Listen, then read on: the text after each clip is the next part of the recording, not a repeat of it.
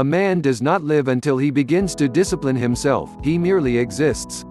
Like an animal, he gratifies his desires and pursues his inclinations just where they may lead him. He is happy as a beast is happy, because he is not conscious of what he is depriving himself. He suffers as the beast suffers, because he does not know the way out of suffering. He does not intelligently reflect upon life, and lives in a series of sensations, longings, and confused memories which are unrelated to any central idea or principle. A man whose inner life is so ungoverned and chaotic must necessarily manifest this confusion in the visible conditions of his outer life in the world, and though for a time, running with the stream of his desires, he may draw to himself a more or less large share of the outer necessities and comforts of life, he never achieves any real success nor accomplishes any real good, and sooner or later worldly failure and disaster is inevitable, as the direct result of the inward failure to properly adjust and regulate those mental forces which make the outer life. Before a man accomplish anything of an enduring nature in the world, he must first acquire some measure of success in the management of his own mind. This is as mathematical a truism as that 2 and 2 are 4, for out of the heart are the issues of life. If a man cannot govern the forces within himself, he cannot hold a firm hand upon the outer activities which form his visible life. On the other hand, as a man succeeds in governing himself, he rises to higher and higher levels of power and usefulness and success in the world. The only difference between the life of the beast and that of the undisciplined man is that the man has a wider variety of desires, and experiences a greater intensity of suffering. It may be said of such a man that he is dead, being truly dead to self-control, chastity, fortitude, and all the nobler qualities which constitute life. In the consciousness of such a man the crucified Christ is entombed, awaiting that resurrection which shall revivify the mortal sufferer, and wake him up to a knowledge of the realities of his existence. With the practice of self-discipline a man begins to live, for then commences to rise above the inward confusion and to adjust his conduct to a steadfast center within himself.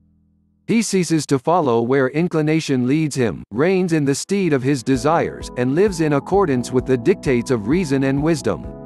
Hitherto his life has been without purpose or meaning, but now he begins to consciously mold his own destiny. He is clothed and in his right mind.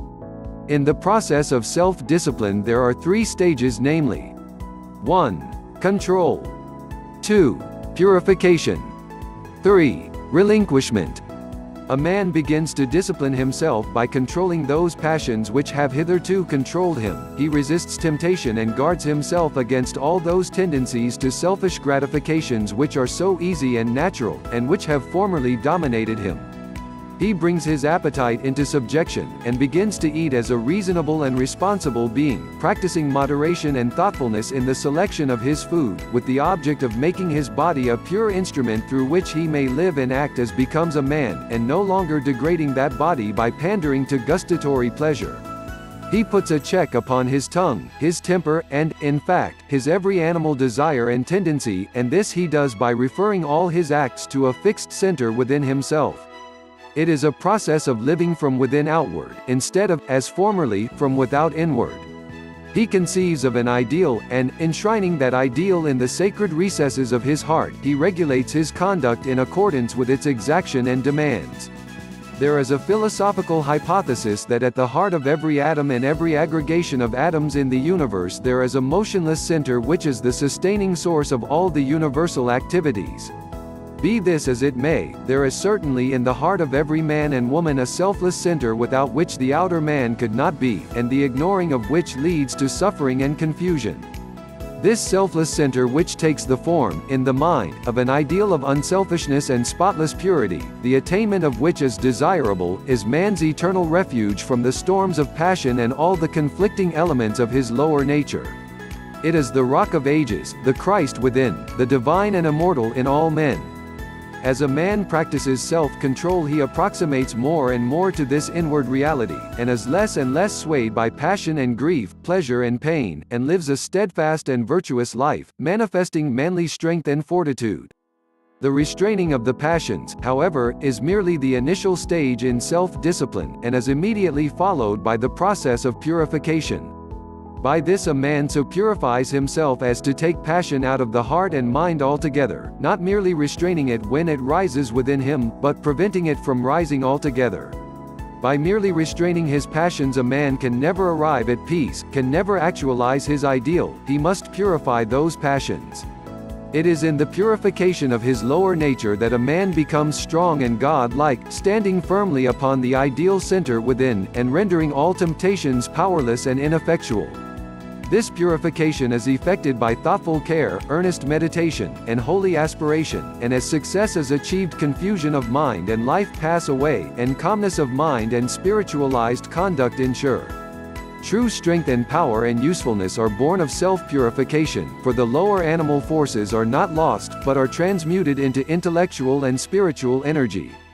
The pure life, pure in thought and deed, is a life of conservation of energy. The impure life, even should the impurity not extend beyond thought, is a life of dissipation of energy.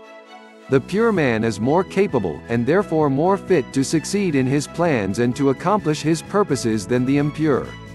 Where the impure man fails, the pure man will step in and be victorious, because he directs his energies with a calmer mind and a greater definiteness and strength of purpose. With the growth in purity, all the elements which constitute a strong and virtuous manhood are developed in an increasing degree of power. The third stage of self-discipline, that of relinquishment, is a process of letting the lower desires and all impure and unworthy thoughts drop out of the mind, and also refusing to give them any admittance, leaving them to perish. As a man grows purer, he perceives that all evil is powerless, unless it receives his encouragement, and so he ignores it, and lets it pass out of his life. It is by pursuing this aspect of self-discipline that a man enters into and realizes the divine life, and manifests those qualities which are distinctly divine, such as wisdom, patience, non-resistance, compassion, and love. It is here, also, where a man becomes consciously immortal, rising above all the fluctuations and uncertainties of life, and living in an intelligent and unchangeable peace. By self-discipline a man attains to every degree of virtue and holiness, and finally becomes a purified son of God, realizing his oneness with the central heart of all things. Without self-discipline a man drifts lower and lower, approximating more and more nearly to the beast, until at last he grovels, a lost creature, in the mire of his own befoulment.